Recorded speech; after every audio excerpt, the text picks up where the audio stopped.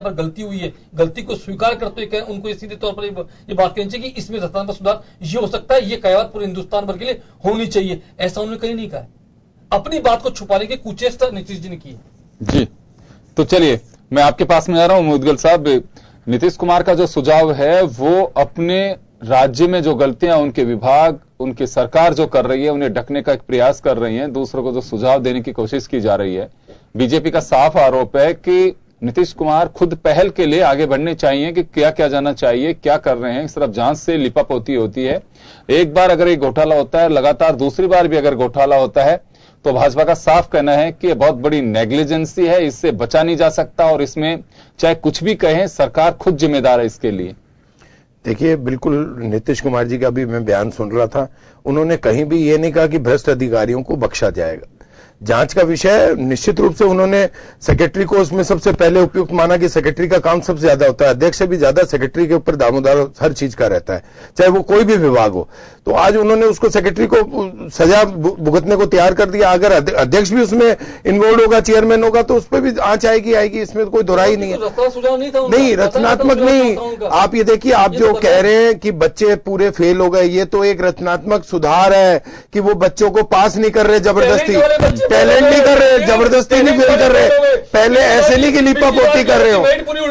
आप ये मत सोचिए, आप इसको पॉजिटिव लीजिए कि अगर स्कूल में क्लास में सख्ती की जा रही है, बच्चों को प्रमोट नहीं किया जा रहा, तो शिक्षा में सुधार हो रहा है, शिक्षा की गिरावट नहीं हो रही कि शिक्षा में गिरावट हो रही हो। चलो, मेरा एक सवाल है, मैं दोनों को रोकना चाह रहा हूं।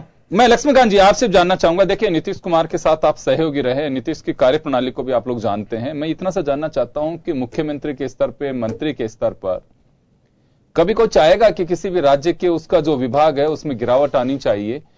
ये मैं एक बात जानना चाह रहा हूं। देखो, पॉलिटिकल एक मुद्दा हो सकता है, अगर राजस्थान के शिक्षा मंत्री वासुदेव देवनानी हो या दिल्ली के शिक्षा मंत्री कोई भी XYZ हो सकता है, बिहार के मुख्य शिक्षा मंत्री अशोक चौधरी हैं, तो ये कोई विभाग का कोई मंत्री या सरकार में बैठा मुख्यमंत्री, ब्यूरोक्रेट्स जिस दिन बनते हैं उससे बाद में 58, 60, 62 जो भी सरकार एक एज मुकर्रर करती है, जो रूल्स में बनती है, उस दिन रिटायरमेंट होंगे, उनके कोई बीच में एग्जाम नहीं होगा। लेकिन हर राजनीतिक दल के उस नुमाइंदे को जो जनप्रतिनिधि बना है उसे 5 साल बाद एक कठिन परीक्षा के बीच में जाना है। वो क्यों अपने सिर पे ऐसी छाप लगवा करके जाना चाहेगा? वो एक मुद्दा कहने के अंदर बहुत अच्छा हो सकता है, लेकिन क्या वास्तव में इस बात पे गौर किया जाना चाहिए कि शिक्षा के स्तर के नए प्रयोग करके शिक्षा की, ये मैं इस बात के नीतीश के लिए नहीं कह रहा हूं, बचाव की बात, लगातार 2 साल अगर टॉपर घोटाले होते हैं तो निश्चित रूप से उस कार्यप्रणाली पे सवाल उठना लाजमी है। लेकिन दूसरी ओर मैं ये भी कहना चाहूंगा कि कोई भी पॉलिटिशियन या फिर जो सरकार में जो राजनीतिक दल बैठा हुआ है, जिसे मालूम है कि मुझे अगले 5 साल बाद में जाना है, वो क्यों ऐसे स्थितियां पैदा करने की कोशिश करेगा? देखिए, सीधे तौर पर कोई मंत्री या कोई मुख्यमंत्री ऐसा नहीं चाहता, लेकिन मॉनिटरिंग की कमी है। बिल्कुल। पिछली बार आपके सामने सीधे तौर पर उदाहरण जब सामने आ गया, बिल्कुल, तो सख्ती बरती जानी चाहिए थी, कोशिश थी, बिल्कुल। सख्ती क्यों नहीं की? और सख्ती नहीं करी तो उसका दुष्परिणाम सामने आपका वही, यदि आपने पिछली बार आनंद किशोर बदल दिया होता तो इस बार शायद ये गलती दोहराने की आवश्यकता नहीं पड़ती। लेकिन आपने भाई भतीजा बात, व्यक्तिवाद को जब पन पाया, वहां वही स्थिति सामने आएगी। आपने उस समय उस दोषी पर कार्रवाई क्यों नहीं की? यदि पिछली बार आनंद किशोर जी थे, इस बार फिर आनंद किशोर जी, आखिर क्यों नहीं उनको रिपीटेशन क्यों किया जा रहा है? उनको उसी समय तुरंत हटा देते, शायद इस स्थिति का सामना नहीं करना पड़ता। एक बार प्रयोग तो करके देखते, एक को बदलते दूसरा लाते, लेकिन आप ऐसा नहीं। जी, कुलवाल साहब आपके पास में आना चाहूंगा। मैं ये जानना चाहूंगा कि देखिए, विभाग मिलते हैं, मंत्री, प्रभारी मंत्री जो भी जिस विभाग के होते हैं उनको, क्या ये माना जा सकता है कि महज एक मंत्री की जिम्मेदारी, और अगर मान लो इससे मंत्री का बचाव किया जाता है तो मंत्री फिर बैठे क्यों हैं? जब विभाग की हर फाइल उनकी कुर्सी तक पहुंचनी चाहिए, विभाग में पेंसिल कहां गिरी है, सुई कहां गिर रही है, वो तमाम चीजें अगर उनकी नोटिस में हो तो ये सब चीजें क्यों नहीं होनी चाहिए उनकी जिम्मेदारी के तहत? नहीं, अगर योगेंद्र जी सब काम ही अगर मंत्री पर डाल दिए जाएंगे तो जो ये IAS जो RAS इतने बड़े बड़े अधिकारी बैठे हैं जिनकी 1.5 2 लाख रुपए तनख्वाह है, वो बैठ के क्या कर रहे हैं वहां पर? सवाल है कि मंत्री जी के पास तो फाइल आखिर में जाती है कि अब करना क्या, इसको रखना, किसको हटाना है। इससे पहले मंत्री जी को थोड़ी पता पड़ रहा है क्या हो रहा है क्या नहीं हो रहा है। सवाल है योगेंद्र जी, आज ये देखिए 5, 8, 10 लाख रुपए के विज्ञापन छपते हैं इन स्कूलों के और इन कॉलेजों के। आप वहां पे देखिए कि उसमें ये आता है कि हमारे यहाँ पे 40 विद्यार्थी थे, उस पे से 35 विद्यार्थी हमारे 90% से मार्क्स लेके आए।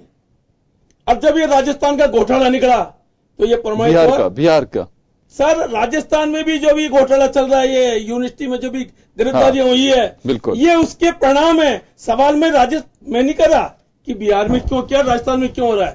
सवाल मैं कह रहा हूं कि गिरती पद्धति पे लगाम लगाना जरूरी है। इन्होंने बोला ना कि ये उसको अपने भाई भतीजावाद, वो भतीजावाद, ये राजनीतिक नेता की एक बहुत बड़ी कमजोरी होती है कि आपने कहा ना 5 साल बाद उसे फिर वोट लेने जाना पड़ता है, तो क्या जवाब देगा। तो उस समय उनकी ये परिस्थितियां ऐसी होती है कि उनको कुछ जानते हुए भी उनको आंखों को मूंदना पड़ता है। सवाल है कि मैं कह रहा हूं शिक्षा के बारे में हमें किसी पर आरोप नहीं लगाना। अगर जिस व्यक्ति ने गलती की है उसके खिलाफ सख्त से सख्त कार्रवाई होनी चाहिए। राजस्थान में गिरफ्तारी नहीं हुई क्या? भी अपन क्यों बोले कि बिहार में हो रही है, अपन क्यों बोले बंगाल में हो रही है, क्या राजस्थान में नहीं हुई क्या गिरफ्तारियां? तो योगेंद्र जी, जब भी कोई फाइल खोली जाती है उसके बाद यूं क्यों खुलता है, वो पर्दा खुलता है। आज राजस्थान के अंदर जिस प्रकार के खोला गया जी, राजस्थान में बिहार की बातें बड़ा फर्क है। बेसिकली आपको बोल रहे हो उससे, आप डर क्यों रहे हो? हम तो बोल नहीं रहे, हम तो बोल नहीं रहे, हम बोल नहीं रहे ना, आप बोल नहीं रहे हो ना। जब आप बोले नहीं बोले ना तो आपको चुप रहना चाहिए, आपको चुप रहना चाहिए, संयमता रहनी चाहिए। आपको सत्ता का बहुत पैसा है, उस सत्ता तो आती है जाती है और भूल जाओगे आप। तो इस बात में नहीं, सवाल है शिक्षा हो चाहे योगेंद्र जी कोई सा भी काम हो, अगर सरकार के नजर में कोई भी गलत काम पाया जाता है उस अधिकारी के खिलाफ सख्त से सख्त कार्रवाई करनी चाहिए। मेरा तो इतना इसमें कहना है। चलिए, मैं आपके पास में आना चाहूंगा मनोज जी।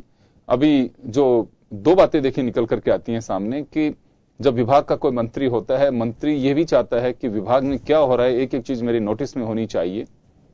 निश्चित रूप से होनी भी चाहिए कि चुने जनप्रतिनिधि हैं, हमारे संविधान में उसे अधिकार भी दिया हुआ है। लेकिन जब ये घटनाएं इस तरह की होती हैं जिससे निश्चित रूप से बहुत सारे विद्यार्थियों के उम्मीदों को झटका लगता है, शिक्षा के स्तर में गिरावट आती है, तो उस वक्त मंत्रियों की जिम्मेदारी क्यों नहीं होनी चाहिए? उससे बचाए क्यों जाना चाहिए उनको? देखिए, निश्चित रूप से मंत्री जी हों, मुख्यमंत्री जी हों, सबको इस बात पे ध्यान देना चाहिए। ये बात आपकी दुरुस्त है, क्योंकि राजनीतिक मामला नहीं है, बच्चों की भविष्य का मामला है। और निश्चित रूप से भविष्य का जहां मामला है, अगर बच्चा जो एग्जाम देने जा रहा है, बच्चा जो है अपने पूरी मेहनत लगन से वो अपनी परीक्षा का परिणाम देखना चाहता है, तो वो परिणाम बिल्कुल स्पष्ट देखना चाहता है और बिल्कुल निष्पक्ष देखना चाहता है, इसमें कोई दो राय नहीं है। लेकिन अभी एक कूलवाल जी वाली बात भी बिल्कुल ठीक है कि राजस्थान में बीकॉम का अभी एग्जाम हुआ।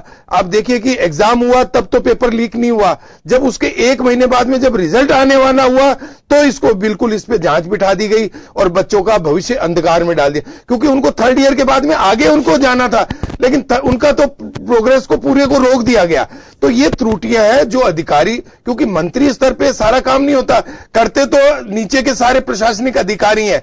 और निश्चित रूप से अगर ऐसी त्रुटियां होंगी तो शिक्षा का गिरावट भी निश्चित आएगी और हमको उसमें सजगता रखनी चाहिए। मेरा छोटा सा सवाल है, देखिए हमें ऐसा लगता है कि शिक्षा किसी भी देश के, पंडित नेहरू हों, अटल बिहारी वाजपेयी हों, हर किसी ने कहा है कि जो बच्चे की बिगिनिंग स्टेज है वो भारत का भविष्य होता है। अगर भारत के भविष्य को इस तरह से दलदल में पहले से डाल के रखेंगे तो उसमें आप कैसे कह सकते हैं कि भव्य इमारत हम तैयार कर पाएंगे? राजस्थान यूनिवर्सिटी का इश्यू नहीं है, ना बिहार का इश्यू है, इसे राजनीतिक मुद्दा नहीं बनाया जाना चाहिए। हमें यह लगता है कि वास्तव में अगर कहीं कमी है तो एक आप लोग मंथन करते भी हैं, बहुत सारी बात ऐसी स्थितियां बनती है कि शिक्षा के केंद्र हैं, यह सरस्वती का मंदिर है।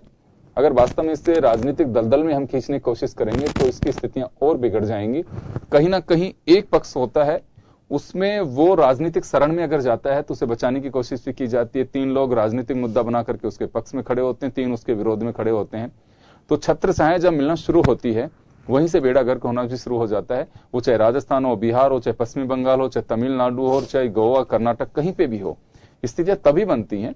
शिक्षा को एटलीस्ट मुद्दा नहीं बनाया जाना चाहिए। शिक्षा का तो विकास कैसे हो सकता है, एजेंडा ये होना चाहिए। टेम्परेरी फेज के लिए हम लोग कह सकते हैं कि 1 साल पहले घोटाला हुआ, अगले साल वही रिपीट हो रहा है, तो निश्चित रूप से सरकार पे सवाल खड़ा होना चाहिए। लेकिन मुझे लगता है कि बहुत ज्यादा उसे इस तरह की स्थितियां नहीं बनानी चाहिए।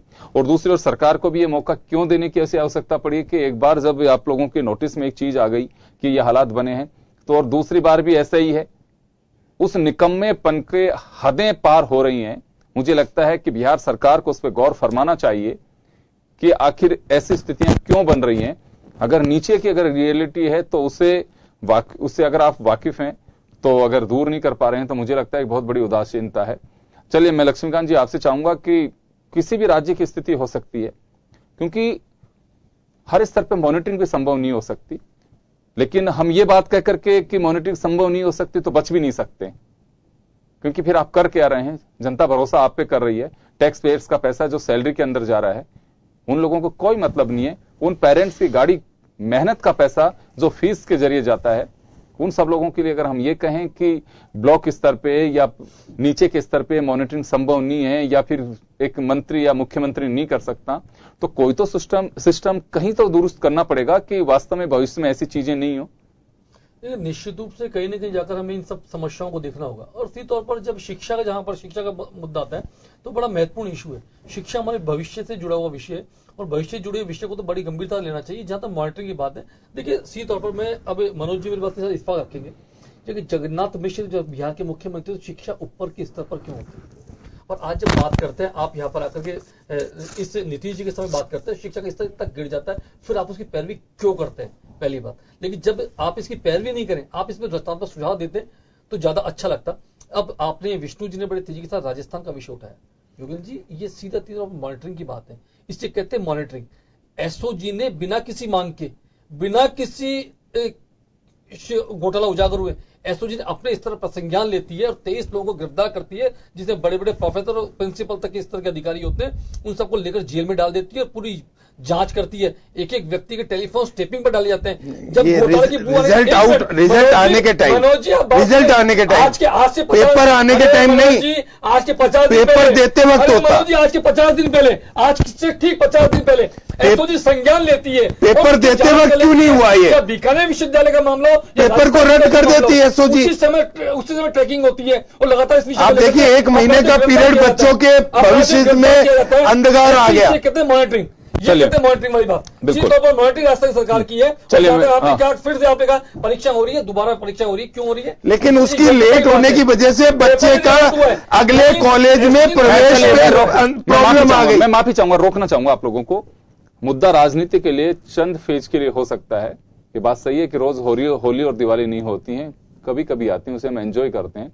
राजनीतिक दलों को भी इसी तरह से मुद्दे मिलते हैं, मुद्दों का बहुत इंतजार होता है, और मुद्दे हम देते हैं तो निश्चित रूप से वो एंजॉय भी करते हैं उसे, लेकिन बहुत लंबा एंजॉय नहीं होना चाहिए ये, क्योंकि शिक्षा जैसे क्षेत्र में तो हमें ऐसा लगता है कि राजनीति के बजाय इसे दुरुस्त करने की आवश्यकता है, क्योंकि आपके हमारे हर परिवार के होनहार बच्चे आज नहीं तो कल एग्जाम देंगे या दे रहे होंगे। उनके साथ उस पीड़ा को उसके पेरेंट्स बड़ी बारीकी से समझ सकते हैं कि अगर एक एग्जाम देते हैं, उसको रोक दिया जाता है, स्थगित कर दिया जाता है, कितनी तारीख को होगा, वो बच्चा कब से तैयारी करता है। तो मुझे लगता है कि देश भर में एक चिंता का विषय है और इस चिंतन को मजबूती के साथ किया जाना चाहिए। बात बिहार, राजस्थान, झारखंड की नहीं है, यह समूचे शिक्षा पद्धति की है, जिसमें प्रयोग करने की बजाय जिस हिंदुस्तान में शिक्षा पद्धति दुनिया मानती है, अगर वो घटने जा रही है तो चिंता केवल नीतीश कुमार के लिए नहीं है, देश के तमाम उन नेताओं के लिए और जनप्रतिनिधियों के लिए है, और खासकर उन मतदाताओं के लिए भी है जो सरकारें चुनते हैं। अगर इस शिक्षा की पद्धति में दलदल रहा और हम राजनीति के इसी तरह से कमल खिलाते रहे तो बहुत मुश्किल होगा कि भविष्य में आने वाली पीढ़ी हमें माफ कर पाएगी। चलिए, बहुत बहुत शुक्रिया आप सभी का, और खास खबर में बस इतना ही। दीजिए इजाजत, नमस्कार।